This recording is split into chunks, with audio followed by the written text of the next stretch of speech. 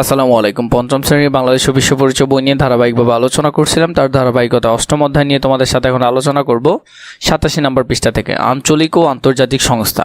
আঞ্চলিক ও আন্তর্জাতিক সংস্থার বিষয়গুলো আমরা ধারাবাহিকভাবে জানবো এবং শিখব। 1 নম্বরে দিয়েছে আঞ্চলিক সংস্থা। সার্ক। সার্ক একটি আঞ্চলিক সংস্থা। সার্ক এর পূর্ণরূপ হলো দক্ষিণ এশীয় আঞ্চলিক সহযোগিতা সংস্থা, SAARC, south Asian association for regional cooperation. রাষ্ট্রপতি জিয়াউর রহমান সার্ক গঠনের উদ্যোগ গ্রহণ করেন। 1985 সালে দক্ষিণ এশিয়ার 60টি দেশ নিয়ে এই সংস্থা গঠিত হয়। তাহলে এটি গঠন করার জন্য উদ্যোগ গ্রহণ করেন জিয়াউর রহমান। সার্কের সদর দপ্তর নেপালের রাজধানী কাঠমান্ডুতে অবস্থিত। তাহলে এটা সদর দপ্তর কোথায়? নেপালের রাজধানী কাঠমান্ডুতে। পরবর্তীকালে আফগানিস্তান সার্কের সদস্যভুক্ত হয়। বাংলাদেশ সার্কের সদস্য সংখ্যা হলো 8টি। সার্ক বাংলাদেশ, ভারত, পাকিস্তান, শ্রীলঙ্কা, মালদ্বীপ, নেপাল, ভুটান, আফগানিস্তান এইসব দেশগুলো মিলে গঠিত হয়। 1 নম্বরে বলেছে পূর্বের পৃষ্ঠায় বর্ণিত বিষয়গুলোর আলোকে আমরা যদি প্রথমে দেখি, সার্কের পূর্ণ নাম হলো দক্ষিণ এশিয়ার আঞ্চলিক সহযোগিতা সংস্থা। তাহলে এটা লিখবে প্রথম অংশের মধ্যে, এটা হবে প্রথম ঘরে। পরের ঘরে লিখবে প্রতিষ্ঠার সময় 1985 সাল। প্রতিষ্ঠার সময় সদস্য দেশগুলো কি কি? বাংলাদেশ, ভারত, পাকিস্তান, ভুটান, নেপাল, মালদ্বীপ, শ্রীলঙ্কা ও আফগানিস্তান। এই দেশগুলো হলো সদস্য দেশ। 4 সদর দপ্তর কোথায়? নেপালের রাজধানী কাঠমান্ডুতে অবস্থিত। নেপালের রাজধানী কাঠমান্ডুতে এটা সদর দপ্তর। এই অংশটা খুবই সুন্দর করে তোমরা এখানে পূরণ করবে। দক্ষিণ এশিয়া বিশ্বের একটি জনবহুল অঞ্চল। এই অঞ্চলের দেশগুলোর মধ্যে আন্তঃসম্পর্ক ও বিভিন্ন ক্ষেত্রে সহযোগিতা বৃদ্ধির উদ্দেশ্যে সার্ক গঠিত হয়। বিশেষ করে সদস্য দেশগুলো যেন অর্থনৈতিক, সামাজিক ও প্রযুক্তিগত উন্নয়ন ঘটিয়ে আত্মনির্ভরশীল হয়ে উঠতে পারে। শিক্ষা ও সংস্কৃতির বিনিময়ের মাধ্যমে পারস্পরিক সহযোগিতা বৃদ্ধি করাও সার্কের অন্যতম উদ্দেশ্য। সার্কের দেশগুলো একে অপরের সার্বভৌমত্বের প্রতি শ্রদ্ধাশীল হবে, অন্য সদস্য রাষ্ট্রের অভ্যন্তরীণ বিষয় হস্তক্ষেপ করবে না। আন্তর্জাতিক বিভিন্ন সংস্থার সাথে সার্ক সুসম্পর্ক বজায় রেখে জনগণের মধ্যে বিশ্ব নাগরিকত্ব বোধ গড়ে তোলে। খতে আমাদেরকে বলেছে নিচে দেওয়া শব্দগুলো উপযুক্ত শূন্যস্থানে বসিয়ে সার্কের উদ্দেশ্য সম্পর্কিত বাক্যগুলো তৈরি করি। এখানে আমাদেরকে শব্দ দিয়েছে, এগুলো আমরা এখানে লিখব। প্রথমে দক্ষিণ এশিয়ার জনগণের ড্যাশ উন্নয়ন করা, জীবনযাত্রার মান উন্নয়ন করা। তাহলে এটা হবে 1 নাম্বার। এটা কত নাম্বার? 1 নাম্বার। 2 সদস্য দেশগুলোর জনগণের ড্যাশ সাধন করা, কল্যাণ সাধন করা। কল্যাণ হলো 2 নাম্বার। তাহলে 2 নাম্বার হবে কি? কল্যাণ সাধন করা। এরপর 3 সদস্য দেশগুলোর অর্থনৈতিক ও ড্যাশ অবস্থান দ্রুত উন্নয়ন ঘটানো। তাহলে এটা হবে 3 নাম্বার, সামাজিক অবস্থা দ্রুত উন্নয়ন ঘটানো। 4 সদস্য দেশগুলোকে বিভিন্ন বিষয় ড্যাশ হতে সাহায্য করা, আত্মনির্ভরশীল হতে সাহায্য করা। 5 নাম্বার সদস্য দেশগুলোর মধ্যে একে অপরের ড্যাশ অবদান রাখা, সমস্যার সমাধানে অবদান রাখা। তাহলে এটা হবে 5 নাম্বার। 6 সদস্য দেশগুলোর ড্যাশ বিষয়ে একে অপরের মধ্যে সহযোগিতা বৃদ্ধি করা, প্রযুক্তিগত বিষয়ে একে অপরের মধ্যে সহযোগিতা বৃদ্ধি করা। 7 অন্য দেশের অভ্যন্তরীণ বিষয় ড্যাশ না করা, হস্তক্ষেপ না করা।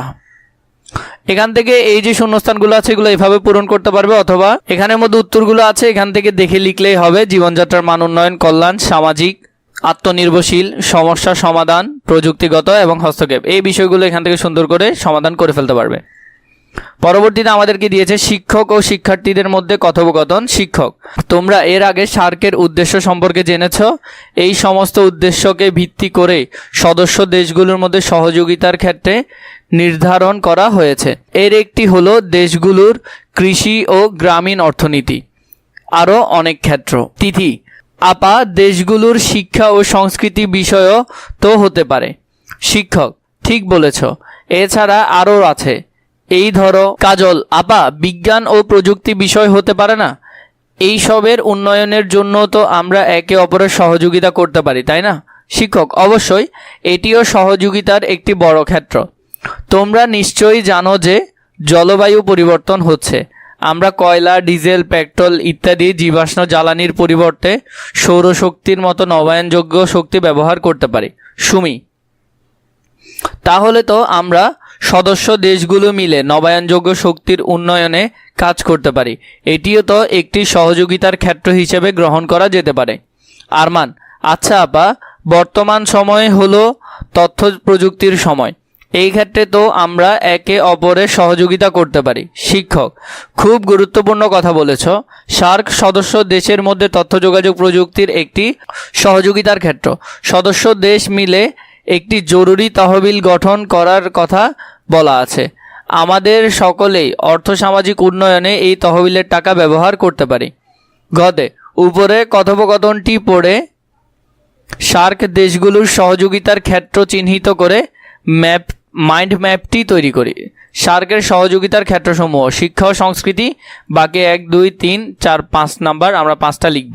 তাহলে আমরা যদি এখান থেকে এটা সমাধানটা দেখি, সার্কের সহযোগিতার ক্ষেত্র: শিক্ষা ও সংস্কৃতি, কৃষি ও গ্রামীণ অর্থনীতি, বিজ্ঞান ও প্রযুক্তি, নবায়নযোগ্য শক্তির উন্নয়ন, তথ্য প্রযুক্তি, আর্থসামাজিক উন্নয়ন। তো এই বিষয়গুলো আমরা সুন্দর করে এখানে লিখতে পারবো এবং আমরা এই ছকটা পূরণ করতে পারবো। পরে ঘতে বলা আছে সার্ক সম্পর্কে আমার ধারণা সংক্ষেপে লিখে প্রকাশ করি।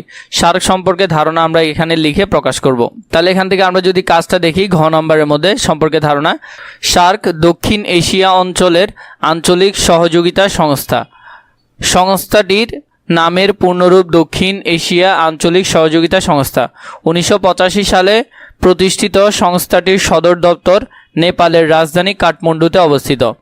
শুরুতে সার্ক 7টি দেশ নিয়ে গঠিত হলেও পরবর্তী সময়ে আফগানিস্তান যুক্ত হয়েছে।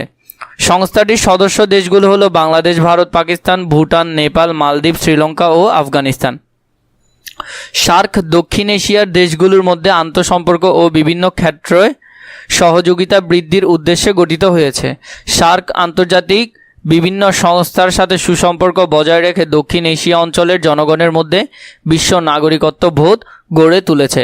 এটা তোমরা এখান থেকে সুন্দর করে লিখে দিতে পারবে বইয়ের শেষ অংশের মধ্যে।